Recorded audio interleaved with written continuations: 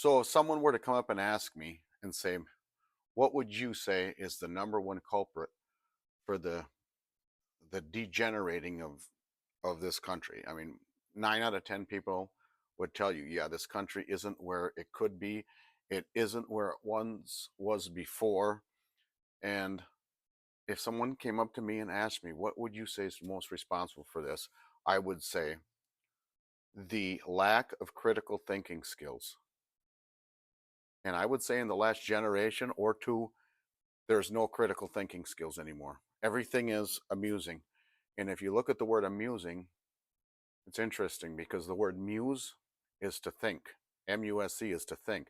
But if you put an A in front of it, and the prefix A, it means to not think. And nowadays, people are watching these reality shows. Now they're not. Now some of the people are getting into these. They're not sitcoms. They're these episodes that go on and on and on.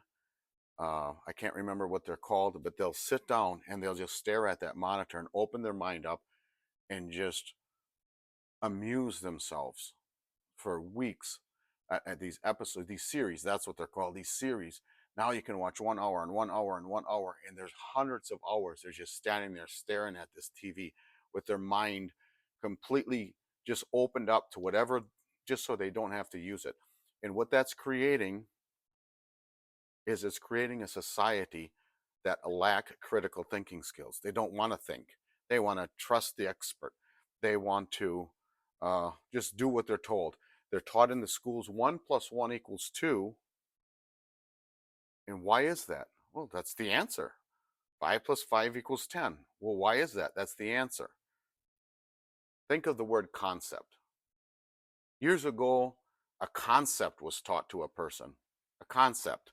Hey, one is what one is a single unit. I'm just giving you an example. And if I take a one and more single unit and put them together, I don't have one anymore. Now I have a new unit called two. It's a very simple analogy, but you're learning the concept. Another really good analogy is like a calculator. If you go into a calculator, a brand new calculator, you buy at the store, you bring it back and you type in 1763.7932 divided by 2.546 equals, and you're going to have an answer immediately.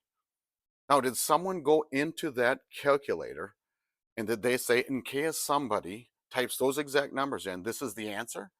No, they didn't. They programmed a concept, a formula into these things. Nowadays, you would call them algorithms. And when it's programmed to not understand, when it's programmed to say that's number one, that's number two, that's number three, this is what they mean, and when you add them together they come up with this. There's a smaller, much infinitely smaller formula that they use, and they put them in. Nowadays you'd be more complex, you'd call them algorithms, and they use a much more simplified formula, a concept. And with that concept, even in a programming format, with that concept, you can take a little something as simple as a calculator, and you can ask it infinite equations. You can spend $10 on a calculator at the store, and you can ask it infinite mathematical equations, the basic ones, and it'll spit out an answer in less than a second.